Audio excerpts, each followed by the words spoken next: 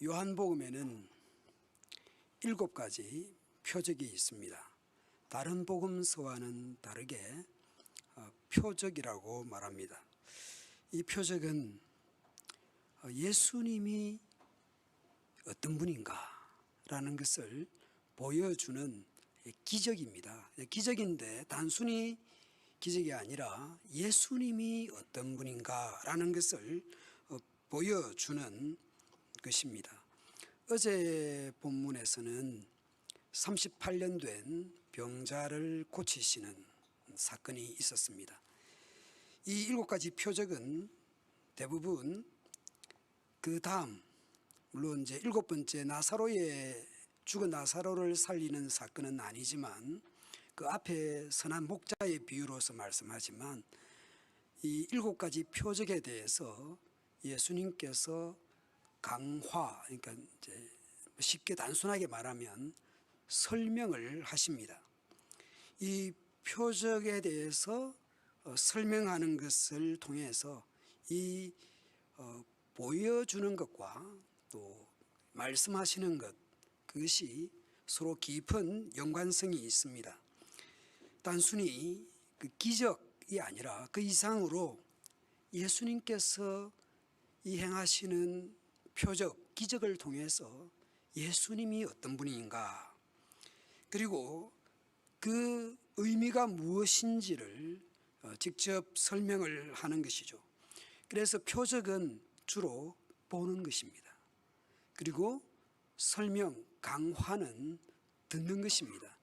눈으로 보고 귀로 듣고 하는 것을 통해서 예수님이 어떤 분인가 라는 것이죠. 그래서 어제 본문에서는 38년 된 병자를 고치시는 기적, 표적을 보여주셨고, 오늘 본문과 내일 본문에서는 그 표적을 행하시는 분이 어떤 분인가, 한마디로 하나님의 아들이심을 말씀하는 것이죠. 그래서 이 38년 된 표적 사건은 하나님의 아들이시다라는 것을 보여주고 들려주는 말씀입니다. 이 사건이 의미하는 바가 무엇인지를 오늘 내일 본문에서 말씀하시는데요. 이 치유 사건, 완전히 치료한 이 사건은 유대인들이 볼 때는 안식일을 어긴 것이었습니다. 왜냐하면 그날이 안식일이었거든요. 안식일 날 일을 하면 안 되는데 안식일 날 그 언약을 어겼다라고 하는 것이죠. 자기들이 만든 어떤 규칙, 규례, 어떤 원리를 어겼다. 그래서 예수님을 박해하게 되었다. 박해는 이제 괴롭히기 시작했다라고 말씀을 합니다. 그러자 예수님께서 말씀을 하시는데요. 헬라어에서는 그들에게 이르시되라고 아니고 대답하시되, 그들이 예수님을 박해하는 것에 대해서 예수님은 내 아버지께서 이제까지 일하니 나도 일한다 라고 하는 말씀을 합니다. 그게 예수님의 대답입니다. 이 안식일 규례와 관련해서 요한복음 7장에 가면 또 안식일 논쟁이 있습니다. 여러분, 할례를 난지, 출생한 지, 아들 같은 경우는 난지, 출생한 지 8일 만에 8일째가 되었을 때에 할례를, 포경수술이라고 그러죠. 그 시술이나 수술을 하게 됩니다. 그러면 난지 8일이 하필이면 안식일이 되었다. 그러면 할례를 하루 앞에 당겨서 할까요? 다음 날로 미루어서 할까요? 안식일하고 그 시술, 수술 이걸 해야 되는데, 치료하는 일을 해야 되는데 이게 날이 겹쳤을 때는 어떻게 하느냐. 그날이 안식일이라도 태어난 지 8일째에는 할례를 행했습니다. 왜냐하면 출생은 누가 하시는 일입니까? 생명에 잉태되고 태어나는 것은 하나님이 일하신 결과이죠. 하나님께서 일하신 결과이기 때문에 안식일 날 8일째가 안식일이라 하더라도 할례를 행했습니다. 하나님께서 일하신다고 하는 증거인 것이죠. 하나님 아무것도 안 하고 그냥 손을 놔버리는 그날이 안식일이 아니라 여전히 하나님은 구원하실 자를 구원하시고 출생시킬 자를 출생시키시고 있는 하나님, 일하시는 하나님. 그래서 나도 일한다라고 말씀을 합니다. 그래서 이제 유대인들은 예수님을 죽이려고 합니다. 이유는 뭡니까? 안식일을 범했을 뿐만 아니라 자기의 아버지라고 부르는 곧 자신을, 예수님 자신이 하나님과 동등되게 자신과 하나님을 같은 위치에 놓았기 때문에 이제는 예수님을 죽이려고 하는 것이죠. 이것은 아마 바리새인들이 이사야 40장에 나오는 누가 나와 같다 하겠으며 누가 나하고 비교할 것이며 누가 나와 동등하게 같은 위치에 놓을 자가 누가 있느냐라는 이 말씀에 근거해서 어떻게 감히 하나님과 같은 위치에 있을 수 있느냐라고 예수님을 죽이려고 하는 것이었습니다. 그래서 오늘 본문 19절 이후에서 예수님 자신이 누구이며 어떤 분인지를 말씀을 합니다. 아버지께서 일하시니 나도 일하는데, 유대인들이 죽이려고 하는데 여기에 대해서 이제 오늘 본문 19절부터 말씀을 하시는데요. 19절 시작에 그 헬라어성의 첫 단어는 진실로, 진실로입니다. 진실로, 진실로는 요한복음에 한 25회 정도 나오고 오늘 본문에도 3회가 나오죠. 그 진실로, 진실로는 헬라어로 보면 아멘, 아멘입니다. 우리가 기도할 때에 끝에 가서 아멘 하지 않습니까? 그런데 예수님께서 진실로, 진실로, 이것은 예수님 말씀이 안 중요한 거 없죠. 그러나 이것은 특별히 강조해서 지금 내 말 잘 들어라 라고 하는 것이죠. 그래서 진실로, 진실로, 아멘, 아멘, 그렇게 시작을 합니다. 24절 25절에서도 아멘, 아멘, 아멘, 아멘, 그렇게 시작을 합니다. 예수님 말씀이 다 중요한데 특별히 잘 들어, 이건 매우 중요한 거야. 다시 내가 말하지만 이거 중요한 거거든, 잘 들어, 그렇게 말씀을 하고 있는 것이죠. 19절 중간에 표준 세번역으로 보면 아들은 아버지께서 하시는 것을 보는 대로 따라한다. 예수님께서 아버지가 하시는 일을 그대로 따라하시고 보는 대로 듣는 대로 따라하시고 순종하시는 예수님이라는 것을 말씀합니다. 3장 16절 17절에서 하나님이 세상을 이처럼 사랑하사 독생자를 보내셨는데요, 그 독생자는 아버지의 뜻에 순종하는 분입니다. 그리고 오늘 읽은 19절부터 23절에서의 19절 중간에는 왜냐하면이라는 단어가 나오고 20절, 21절, 22절에는 첫 단어가 우리말 성경에는 안 나오지만 헬라어 그리스 성경에는 왜냐하면, 왜냐하면이 서두에 나옵니다. 왜냐하면, 왜냐하면, 왜냐하면 19절에 예수님이 하신 말씀을 이렇게 설명하는 것이죠. 그리고 23절에는 위하여라고 시작을 합니다. 하나님과 아들과의 관계를 말씀하는 것이죠. 표준 세번역으로 보면 왜냐하면 아들이 행하는 것은 아버지가 행하는 것에서 모두 같기 때문에, 아버지가 하는 그대로 하기 때문에 하나님과 아들이 동등되다라고 하는 것이죠. 20절에서는 아버지께서 아들을 사랑하사 자기가 행하는 것을 모두 아들에게 보여주시기 때문에, 보여주시기 때문에, 그러니까 아들은 아버지가 하는 대로 하고 아버지는 아들을 사랑해서 그 아들에게 보여주시고, 그리고 21절에서는 아들은 아버지를 의존하고 순종합니다. 아버지가 행하는 대로 아들이 행하는데 아버지가 살리듯이 아들은 원하는 자를 살리시기 때문입니다. 마치 베데스다 연못가에서 38년 된 그 38년 된 병자 한 사람만 있었던 게 아닙니다. 많은 다수의 사람들이 있었습니다. 그 사람 중에 이 38년 된 이 환자를 선택해서 고치셨습니다. 여러분 38년 동안 누워있다.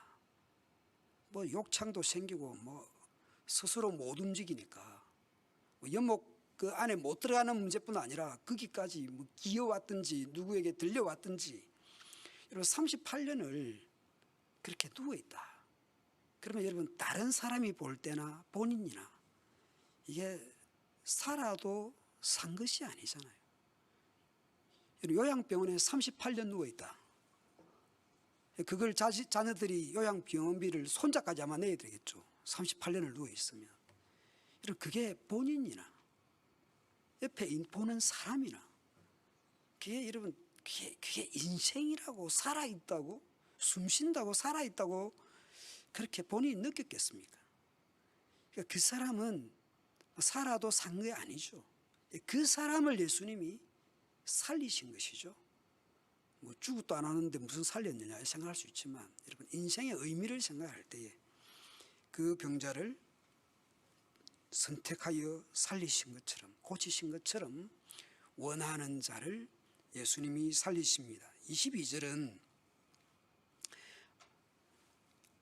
아들에게 심판권을 맡기셨습니다.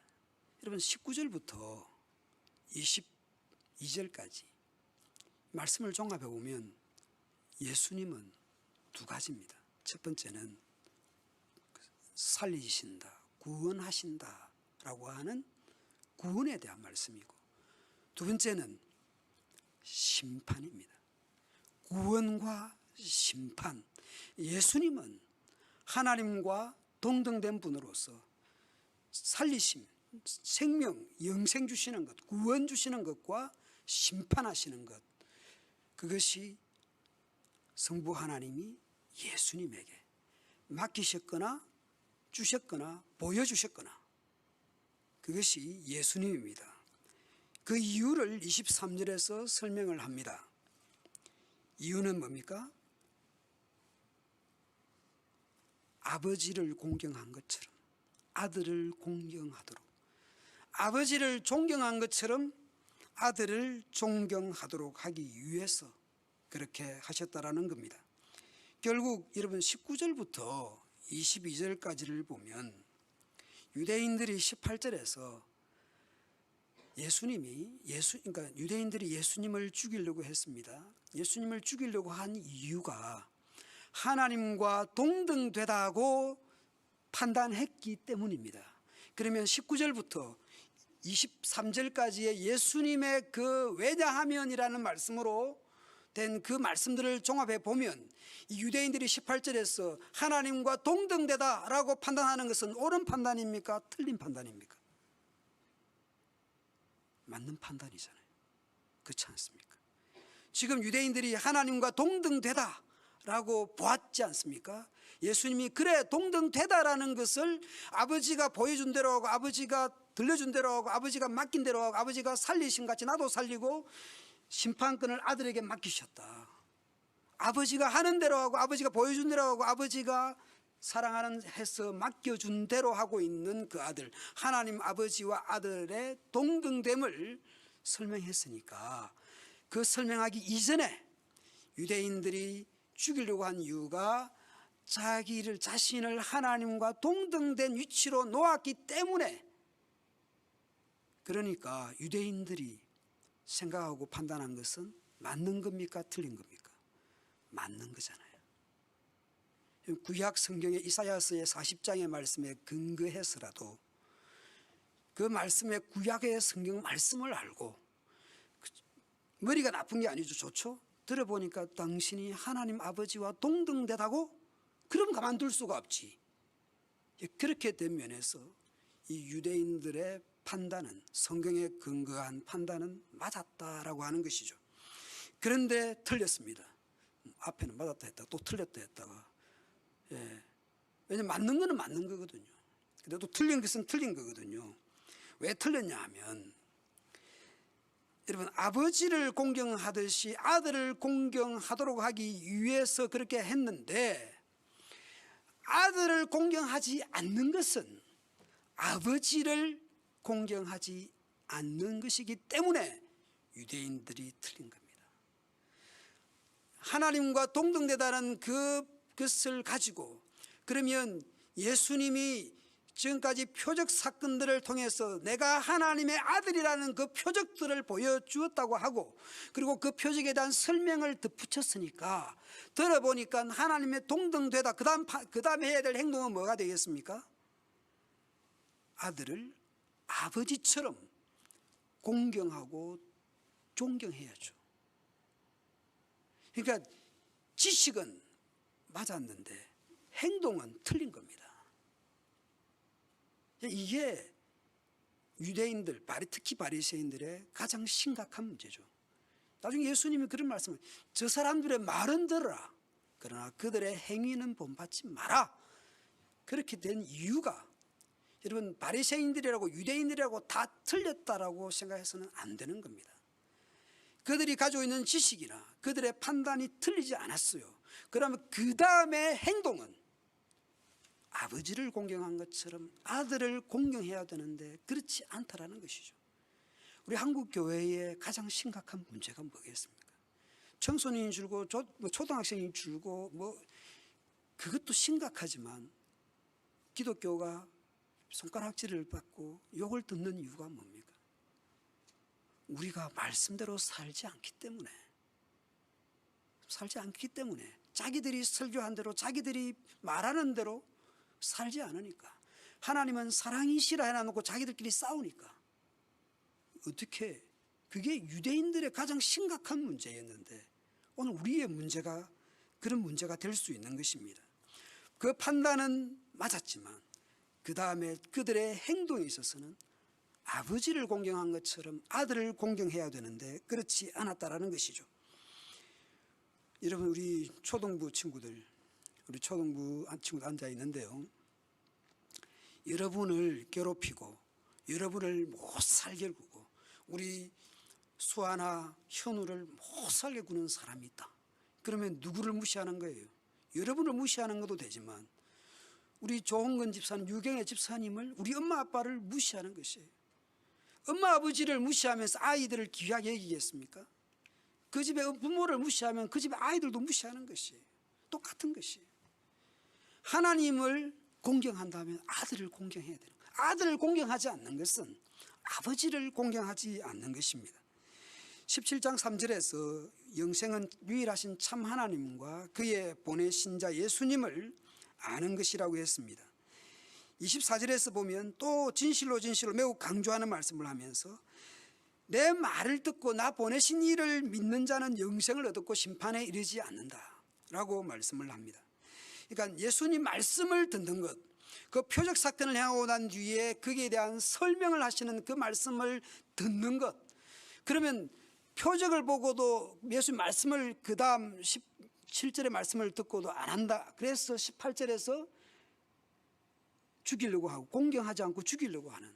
그럼 19절부터 23절의 말씀을 들었으면 그때라도 뭡니까? 그 23절까지 말씀을 듣고 난 뒤에라도 바뀌었으면 좋았을 텐데 그렇지를 못한 것이죠. 예수님 말씀을 듣는다라는 것. 지금 베데스다 연못가에 38년 병자를 고치시고 그 다음 이 말씀을 할 때에 또 6장에 가보면 오병이어의 기적이 사건이 있고 난 뒤에 내가 생명의 떡이다. 너희가 먹고 배부르면 나를 따라오지? 아니야. 내가 생명의 떡이야. 나를 믿는 자는, 나를 먹는 자는, 나의 살과 피를 먹는 자는 영생한다고 말씀하시는 거예요. 그때라도 변하면 되는데 말씀을 듣지 않는 것이죠. 귀로만 듣고 있는 것이죠. 25절에서도 같은 말씀을 합니다. 진정으로 진실로 아멘 아멘. 내가 다시 말하는데 죽은 사람 하나님 아들 음성을 들을 때가 온다. 지금 바로 이때다. 지금 이 말씀을 듣는 이 순간이라도 돌이킨다고 하면 구원이고 영생인데 표적을 보고서도 말씀을 듣고서도 바뀌지 않는 것입니다. 하나님의 아들의 음성을 듣고 있습니다. 표적을 보고 듣고 있습니다. 하나님의 아들이라는 표적을 보고 있고 그리고 그 하나님께서 설명해 주시는 말씀을 듣고 있는데 여러분 변하지 않는 것이죠. 저자직강이라 그러죠. 예수님께서 표적을 행하시고 직접 그 말씀을 하시는데 그 음성에 순종하지 않고 아버지를 공경하는 것처럼 아들을 공경해야 되는데 그렇지 않으니 귀로만 듣고 있는 것이죠. 어른들이, 부모들이 아이들 보고 말 좀 들어라, 말 좀 들어 제발 하고 이렇게 할 때에 엄마 듣고 있어, 내 귀 다 열려 있어, 들었어, 그렇게 듣는 게 아니잖아요. 어른들이 좀 들어라 할 때에 순종하라라는 의미이죠. 여러분, 순종할 때의 구원이지만 거부하고 불순종하면 심판인 것입니다. 여러분, 보고 듣는 것, 그것 보고 난 뒤에라도 바뀌든지 듣고 난 뒤에라도 바뀌든지 그렇지를 못한 것입니다. 여러분, 기독교 신앙에서 이런 종말론적인 그 그림이 있지 않습니까? 그 이미와 아직, 예수님의 초림 사건, 예수님 오신 사건, 다시 오실 그 예수님의 재림, 이 사건 사이가 종말론이지 않습니까? 교회 시대는, 지상의 교회 시대는 여러분 종말론이죠. 뭐 이렇게 언제가 종말이 아니라 지금이 종말이죠. 그 지금은 뭡니까? 구원받을 때라는 겁니다. 잘 보시면 오늘 19절부터 23절에서 하신 말씀을 가지고 말하면 이미 십자가, 예수님의 초림은 뭡니까? 사랑이고 구원이고 영생입니다. 아직 예수님의 재림은 뭡니까? 심판입니다. 구원과 심판 사이에 놓여 있는 것입니다. 3장 16절에서 17절에서 아들이 온 것은, 독생자를 보내신 것은 심판하려 하심이 아니요 구원하기 위해서 사랑하는 아들을 보내셨습니다. 그래서 심판하기 위해서 오신 것이 아닙니다. 예수님의 초림은, 십자가 사건은. 그런데 다시 오실 예수님은 여러분 심판하기 위해서 오시는 것이에요. 그 사이에 놓여 있습니다. 지금 말씀을 듣고 있는가? 지금 그 말씀을 순종하고 있는가? 이것은 매우 중요합니다. 이것은 매우 중요합니다. 이 바리새인들이, 유대인들이 이 말씀을 안 듣는 이유가 무엇인지를, 그들이 왜 심판받을 수밖에 없는지를 내일 본문에서 다루게 됩니다. 이 심판에 대한 말씀을 다루게 됩니다. 너희들이 그 구약의 성경을 알고 있다, 그게 생명이 나는 줄 알고 구약을 상고하고 있고 읽고 있고 여러분 공부하고 있다. 그런데 너희들은 하나님 사랑하는 마음이 너희 속에 없고 말씀이 너희 속에, 그 속에 말씀이 없다. 머리에는 있고 입에는 있고 다 있는데 없다. 그리고 그러면서도 너희들은 서로 영광을 구한다. 아버지의 영광을 구하지 않는다. 그러니 어떻게 나를 믿겠느냐? 그러니 나를 어떻게 믿겠느냐 말이지. 그러니까 이게 이 바리새인들, 유대인들이 그게 문제였습니다. 구약 성경을 잘 알고 있고 거기서 영생이 난다고 생각하고 말씀을 보고 있고, 그런데도 자신들의 영광을 구하다 보니 말씀이 자리할 데가 없고 진실로 너희 속에는 하나님 사랑하는 마음이 없다 라는 말씀. 그렇게 했다면 너희가 나를 사랑하였으리라. 아브라함도 다윗도 모세도 지금 살아있으면 나를 그렇게 대접하지 않았을 거예요. 그 말씀을 내일 본문에서 하게 됩니다. 기독교 신앙에 그런 그림들이 있는데요, 오늘 21절, 22절, 26절, 27절을 보면 21절과 26절이 비슷하죠. 22절과 27절이 비슷합니다. 24절 이후에, 이전과 이후의 말씀들이 사실은 같은 말씀이에요. 21절과 26절이 뭡니까? 살리느니라, 생명입니다. 22절과 27절의 내용은 심판입니다. 구원과 심판입니다. 이미 구원 얻도록 하나님께서 길을 열어놓으셨고, 그러나 이제 예수님 다시 오시면 심판하실 것이다. 구원권과 심판권을 예수님께 주신 것이에요. 그러니까 이 예수님을 믿고 순종하고 듣고 공경해야 구원을 얻는 것입니다. 하나님의 아들 예수님께서 하나님께 의존하고 순종합니다. 그리고 사람들에 대해서는 권세와 계시를 주셨습니다. 권세는 표적으로 나타났고 계시는 강화, 설명으로 계시하셨어요. 그런데 표적과 말씀을 들은 유대인들이 예수님을 공경하지 않고 죽이려고 합니다. 구약을 알고, 그래서 하나님과 저건 동등된 이야기인데 그러면서도 공경하지 않는, 그래도 예수님은 지금이라도 구원받을 때다. 지금이라도 내 말을 듣고 순종하면 구원받을 수 있다라고 말씀을 합니다. 그런데 어느 날 갑자기 최후의 심판의 날이 있을 것입니다. 선한 일을 행한 자는 생명의 부활로, 악한 일을 행한 자는 심판의 부활로 나오게 될 것입니다. 여러분, 심판이 있습니다. 구원의 문이 지금 열려 있고, 지금은 말씀을 듣고 표적을 보고 말씀을 들으면서 구원받을 때입니다. 지금도 늦지 않았습니다. 그런데 심판의 날이 있다라는 것입니다. 설교를 마무리하겠습니다. 예수님을 믿는다라는 것은 이렇게 말씀드릴 수 있습니다. 세상을 이처럼 사랑하사 독생자를 주시고, 그리고 그 하나님을 알고 예수님, 십자가에서 우리를 위해서 피 흘리신 그 예수님을 믿는 것이, 예수님을 믿는 거죠. 이미 오신 예수님을 믿는 것입니다. 그리고 다시 오실 예수님을 믿는 것입니다. 예수님의 구원과 예수님의 심판을 우리가 믿는 것이죠. 여러분, 그 사이에서 해야 될 일은 선행입니다. 예수님의 초립은 구원과 사랑으로 오셨습니다. 그리고 지금 여전히 사랑과 구원을 베푸십니다. 그러나 언젠가는 재림으로, 심판으로 다시 오실 것입니다. 그러니까 지금 내가 어떻게 사는가, 이게 중요한 것이죠. 여러분, 지금 선행으로 살아야 되는 것이죠. 여러분, 선행이 어떤 게 선행이겠습니까? 오늘 본문으로 본다면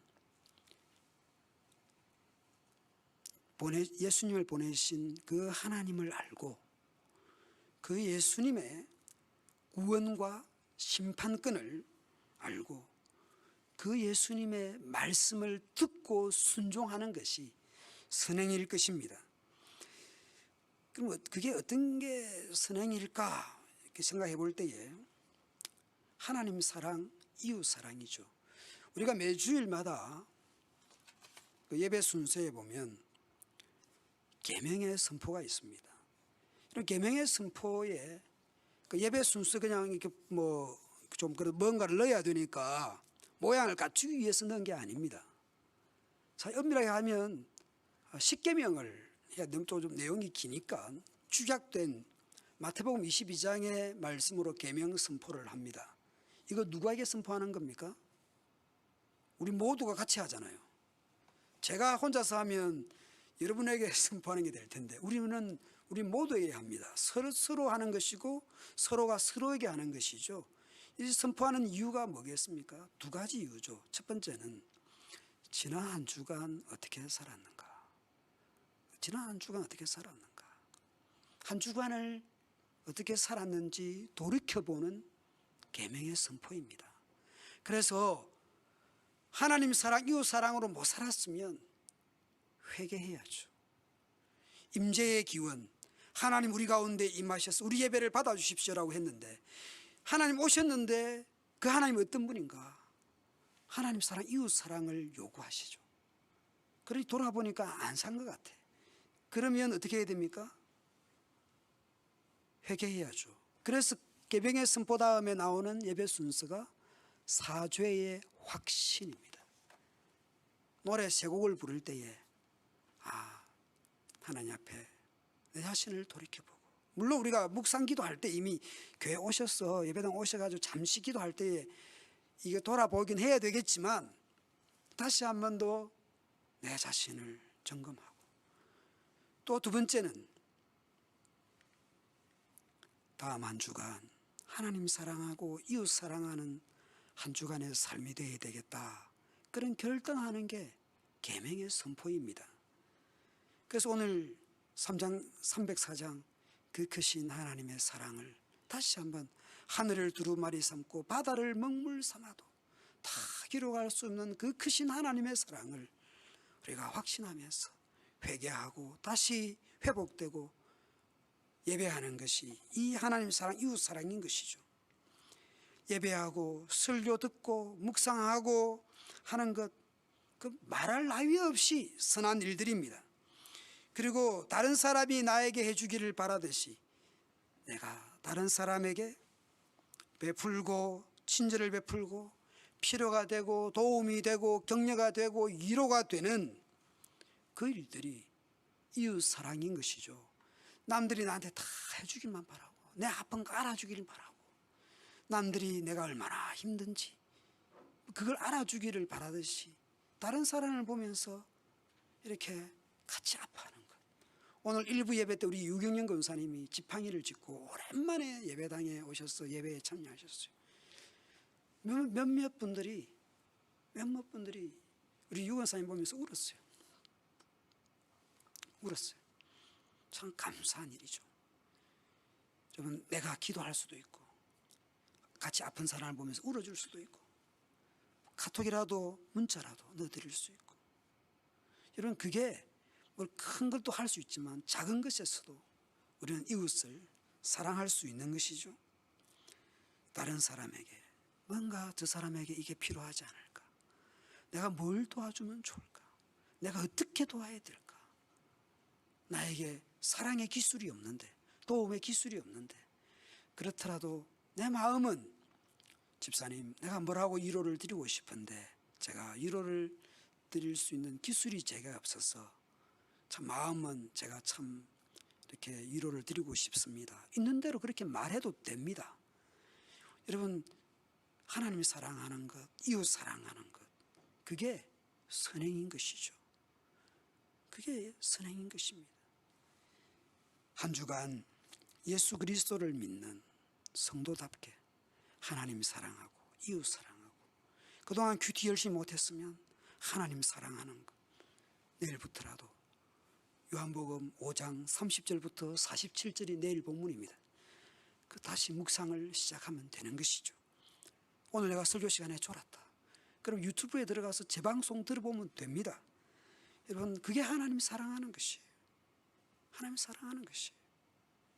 그리고 이웃들에게 어떻게 하면 내가 사람들을 도울 수 있을까, 그런 마음으로 또 그런 행동으로 살아가는 한 주간 되기를 축원드립니다.